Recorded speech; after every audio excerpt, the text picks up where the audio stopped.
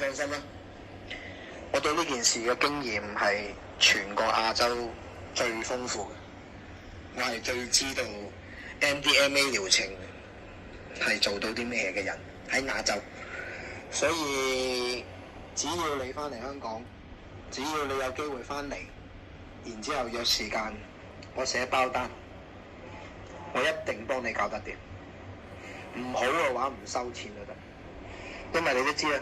如果我要呃你嘅話，我最多呃你1000蚊嘅。不過唔緊要，唔好嘅話，直頭係唔需要收。你過數俾我都冇用㗎，要同你做療程啊嘛，要見面㗎，你要翻香港㗎。咁要提一提你，呢個療程喺香港係唔合法嘅，咁所以唔好周圍同人哋講。咁我喺19年開始就已經幫人哋做呢個療程。做咗580幾個人啦，去到今天。喺咁多年嚟，我只有2個嘅冇進展嘅個案，唔係叫失敗嘅，即係冇乜進展咁樣。580幾個人得2個冇乜進展，咁你可想而知我成功率有幾高？